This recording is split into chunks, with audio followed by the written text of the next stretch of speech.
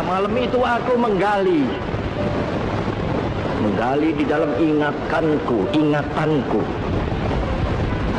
menggali di dalam ciptaku, menggali di dalam khayalku.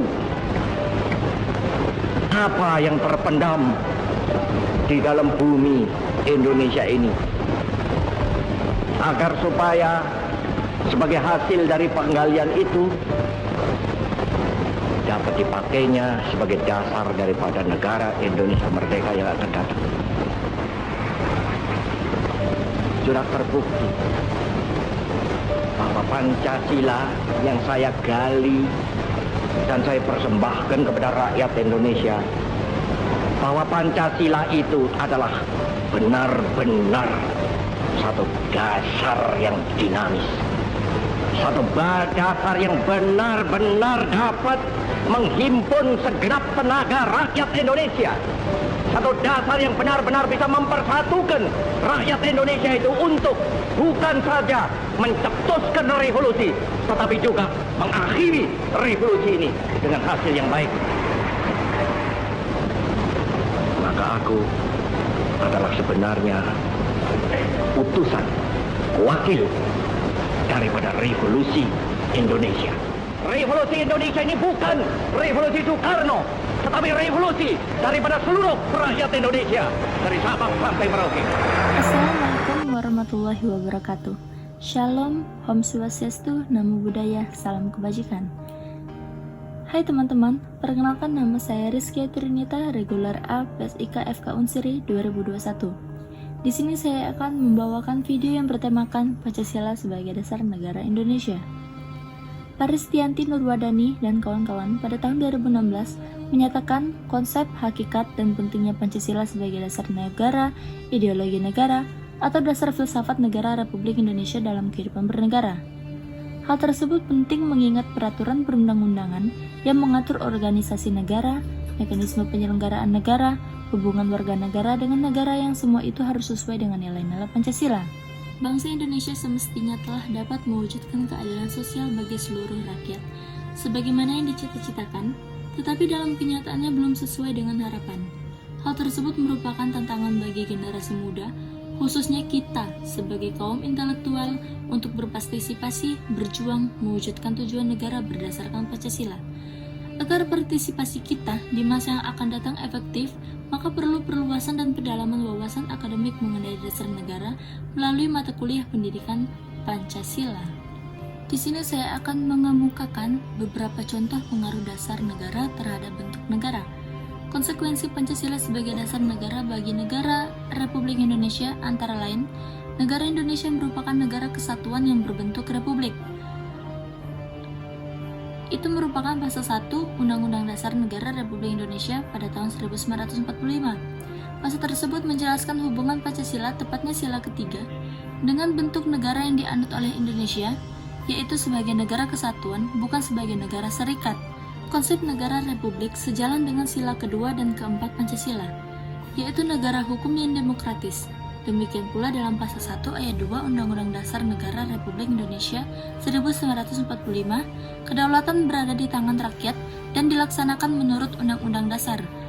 Hal tersebut menegaskan bahwa negara Republik Indonesia menganut demokrasi konstitusional, bukan demokrasi rakyat seperti yang terdapat pada konsep negara-negara komunis. Di sisi lain, pada pasal 1 ayat 3 Undang-Undang Dasar Negara Republik Indonesia 1945, ditegaskan bahwa negara Indonesia adalah negara hukum.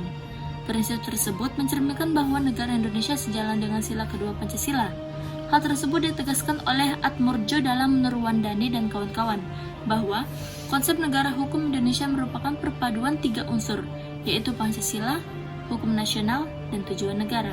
Tujuan negara Republik Indonesia, apabila disederhanakan, dapat dibagi menjadi 2, yaitu mewujudkan kesejahteraan umum dan menjamin keamanan seluruh bangsa dan seluruh wilayah negara.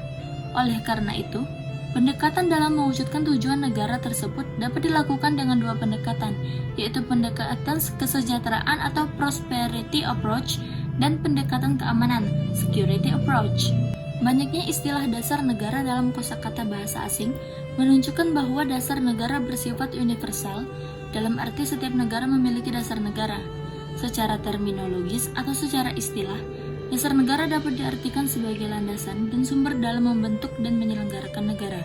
Dasar negara juga dapat diartikan sebagai sumber dari segala sumber hukum negara.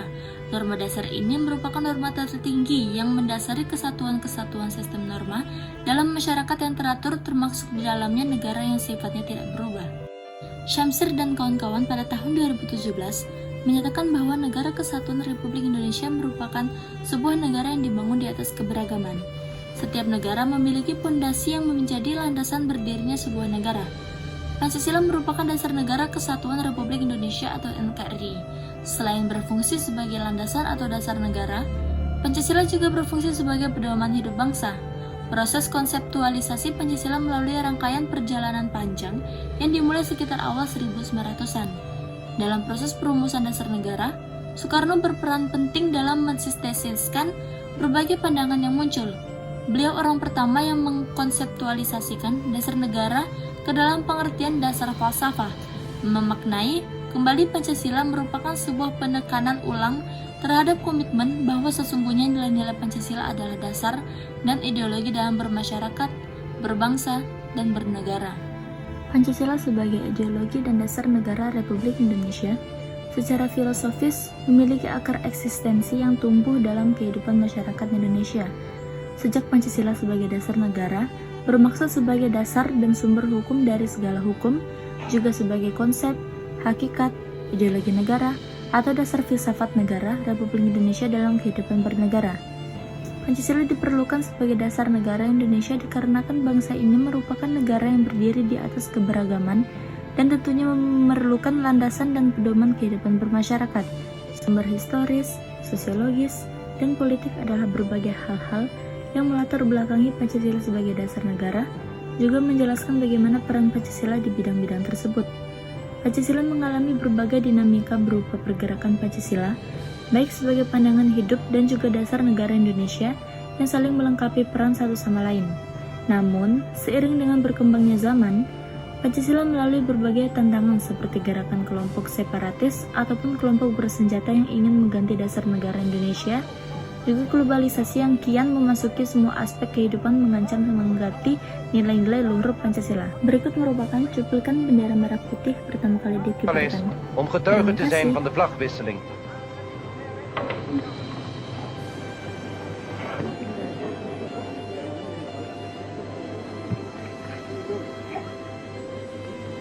Het Wilhelmus.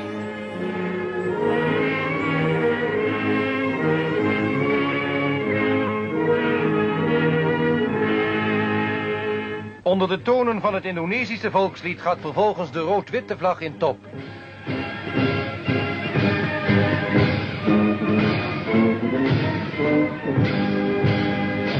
Onmiddellijk hierna vertrekt de heer Lovink naar het vliegveld Kemayoran om naar Nederland terug te keren.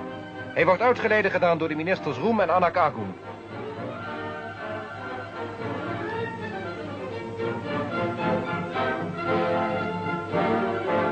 De volgende dag hebben velen zich naar hetzelfde vliegveld begeven om president Sukarno te begroeten, die van nu af in Jakarta, zoals Batavia nu heet, zijn zetel zal hebben. 2 Dakota's van de nieuw opgerichte Indonesische luchtvaartmaatschappij hebben de president en zijn gevolg uit Yogyakarta hierheen gebracht.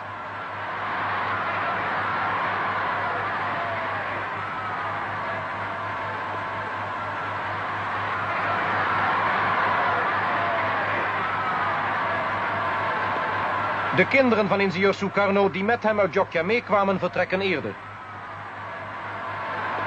Na een kort oponthoud begint dan de intocht van de president in de hoofdstad van de Verenigde Staten van Indonesië. Het wordt een triomfale rit van het vliegveld naar het paleis aan het Koningsplein.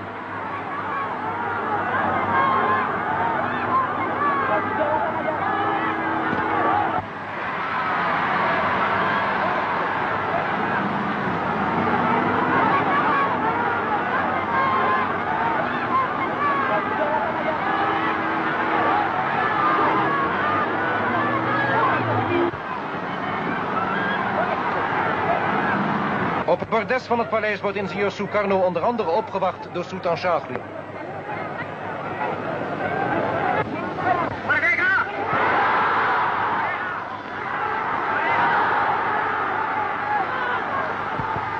In een hartstochtelijke redevoering roept president Sukarno het Indonesische volk op te werken en te strijden voor de nationale eenheid.